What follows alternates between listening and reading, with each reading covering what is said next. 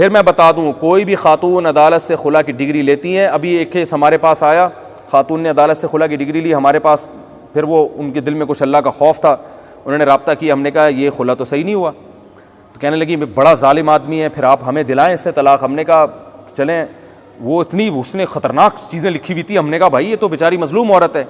تو پہلے ہم نے کہا اس کے میاں کو, میں نے خود ذاتی دلچسپی لی, بچوں والی عورت ہے اور اتنا ظلم کر رہا ہے وہ آدمی, اور 2-3 علماء کو اور بھی میں نے بلا لیا. ہم نے کہا بھائی ایک ادارے کو بھی انوالو کیا ہم نے اس میں, تاکہ ایک طرفہ میری ذاتی کارروائی نہ ہو. یہ تو پورا ادارہ انوالو ہوا, ہم نے اس کے میاں کو بلایا, ہم نے کہا بھائی یہ جب تفتیش کی تو پتہ چلا یہ سارا جو کچھ لکھا ہوا ہے جھوٹ کا پلندہ ہے, سب جھوٹے الزامات. وہ کراس کوشچن کرتے ہی پتہ چل جاتا ہے نا. پھر بھی میں نے اس مرد سے کہا, میں نے کہا یار یہ تو سب جھوٹے الزام, خود عورت نے اعتراف کیا ایسے, ہم نے, میں تو پھر گھما کے پکڑتا ہوں نا, میں نے کراس کوشچن کیے, پکڑ لیا اس کو, مجھے اندازہ ہو گیا جھوٹ بول رہی ہے.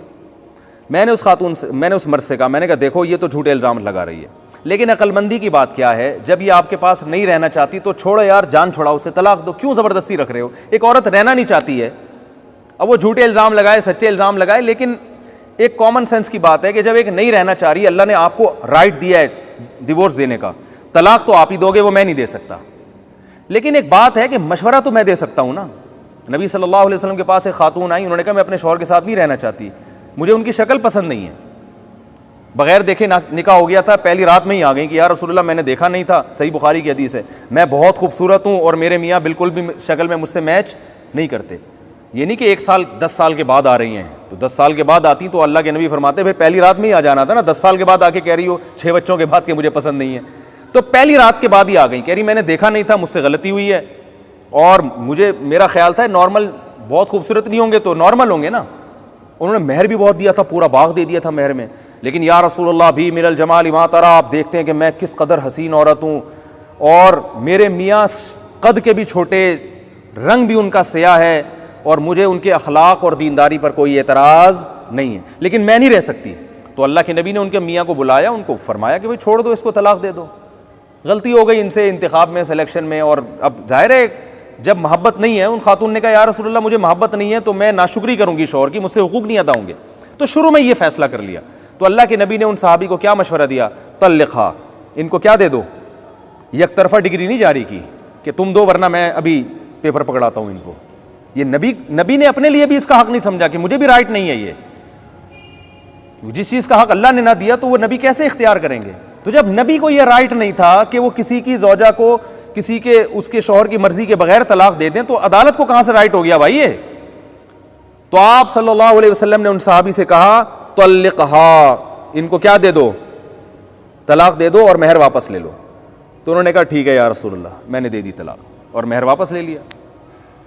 تو میں نے بھی, یہ میرے سامنے یہ حدیث تھی, میں نے ان سے کہا یار یہ نہیں رہنا چاہتی تمہارے ساتھ تو چھوڑو یار, دے دو طلاق, کیوں خام خام عدالتوں میں جا رہی ہے ادھر ادھر.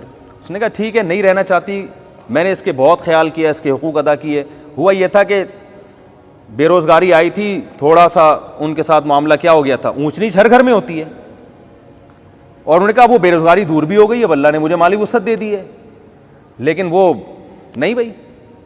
تو میں نے کہا کہ آپ اس کو چھوڑ دیں. اس نے کہا میں چھوڑنے کے لیے تیار ہوں, اول تو یہ غلط مطالبہ ہے طلاق کا, لیکن میں پھر بھی دینے کے لیے تیار ہوں اس شرط کے ساتھ کہ بچوں کو مجھ سے ملانے کا انتظام کرتی رہے, اور میری بیٹی جوان ہونے والی ہے, میں سوتیلے باپ کے ساتھ اپنی جوان ہونے والی بیٹی کو, بولو بھائی کوئی بھی غیرت مند نہیں برداشت کرے گا.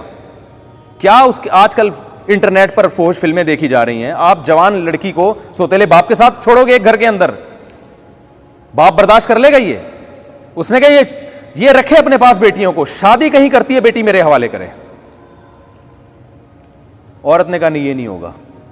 میں نے کہا پیڑے کھانے کے لیے یہاں پہ آپ کو ہم نے نہیں بلایا ہے, ساری آپ کی مرضی کی باتیں ہوں, صحیح ہے نا, جو آپ کی ذمہ داری ہو. میں نے کہا بھائی آپ شادی کرو گی, بیٹی کس کے حوالے ہوگی, باپ کے حوالے, اور اس کو ہم پابند کریں گے کہ آپ جب ملنا چاہو اپنی بیٹی سے ملو, آپ کو ہم ملنے سے نہیں روکیں گے. ابھی میں نے کہا لکھ کے ان علماء کی موجودگی میں, ہم جو ہے نا گواہوں کی موجودگی میں آپ سے اسٹیمپ پیپر پہ لکھوائیں گے.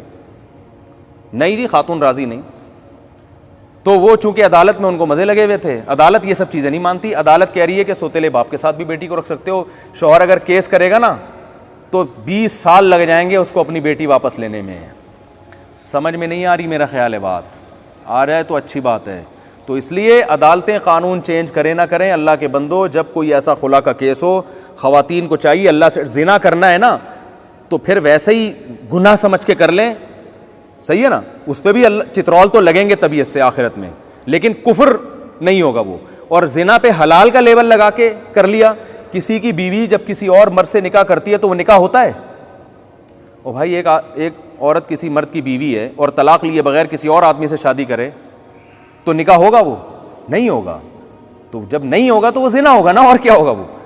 تو یہ ہو رہا ہے، بہت دبا کے ہو رہا ہے معاشرے میں. تو میں پھر بھی بتاؤں، ظالم مردوں کو میں یہ نہیں کہہ رہا ان کی حوصلہ افزائی نہیں کر رہا. بہت سے کیسز آتے ہیں جن میں مرد بہت ظلم کر رہے ہیں تو اس میں ہم عورت کو خود طریقہ بتاتے ہیں کہ اس طریقے سے آپ اس سے طلاق لیں اور عدالت میں اس پروسیس سے آپ گزریں. لیکن بہت سے جگہ ایسا ہوتا ہے کہ تھوڑی موٹی کوتاہی ہوتی ہے جو ہر گھر میں ہوتی ہے. اور بعض دفعہ یہ ہوتا ہے مرد نے عورت کو تھپڑ لگا دیا، اس پہ خلا کی ڈگری لے لی. اب ایک تھپڑ غلط ہے، نہیں لگانا چاہیے، خلا تھوڑی بنتا ہے اس کے اوپر. کہ تھپڑ لگا دیا، 2 تھپڑ لگا دیے تو وہ میری انسلٹ کر دی ہے، غلط کیا، اس پہ طلاق نہیں بنتی. ٹھیک ہے نا، ہر غلط پہ طلاق تھوڑی ہے.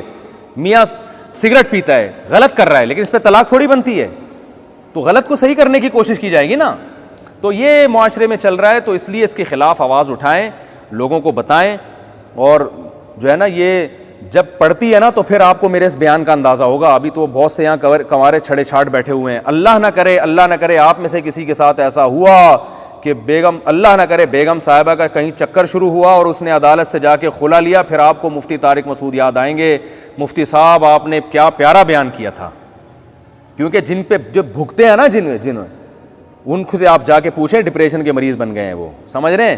اور خواتین سے اللہ کا واسطے، جو میں نے اس خاتون کا واقعہ سنا ہے نا، 2 دفعہ طلاقیں لے کے 2 بچوں کا خرچہ لے رہی ہیں، اس کو بزنس نہ بنائیں. کہیں خواتین، بہت سی بے روزگار خواتین کہیں گی اور اس طرف تو ہمارا دماغ گیا ہی نہیں.